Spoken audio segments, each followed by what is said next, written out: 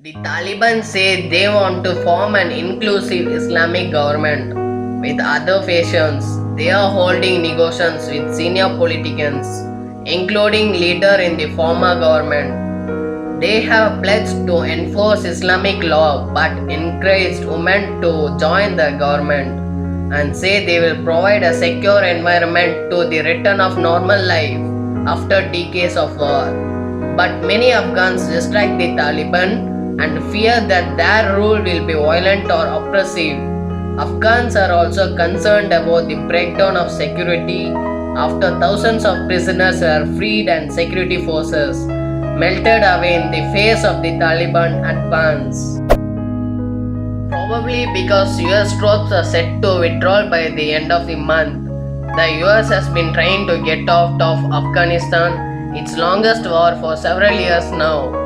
American troops ousted the Taliban in a matter of months, which they invaded to root of Al Qaeda, which orchestrated the 9/11 attacks when being hardboiled by the Taliban.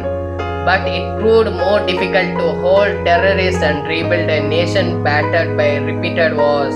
As the US focus shifted to Iraq, the Taliban began to regroup and in the recent year took over much of the Afghan countryside. Last year, the President Donald Trump announced a plan to pull out of the signed a deal with the Taliban that limited US military actions against them. President Joe Biden then announced the last troops would leave by the end of August. Many fear it could mean a several rollback of rights. Afghan women have made major gains since the overthrow of the Taliban. Many are worried they will once again be confined to their homes. The Taliban have said women's rights will be respected under Islamic law without providing much details. The status of women varies across the Muslim world or often within a single country. Afghanistan have also been very conservative, especially outside major cities. The Taliban have pledged to prevent Afghanistan from being used as a base for attack on the country's a key US demand encouraged in the 2020 peace deal. But American military officials are worried.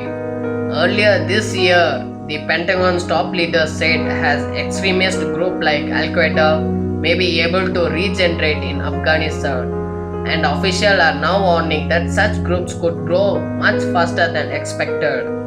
On the other hand, technologies advanced over the last 20 years allows the US to target suspected militants in countries like Yemen and Somalia, where it does not have a permanent troops presence. The Taliban paid heavily to the role in the Sept 11 attack and likely hope to avoid a repeat as they seek to consolidate the rule. Afghanistan is also home to an Islamic State group affiliated that has carried out of a way horrific attacks targeting a Shiite monastery in recent years. The Taliban have condemned such attacks and the two groups have found each other over territory, but it remains to be seen whether a Taliban government will be willing or able to suppress IS.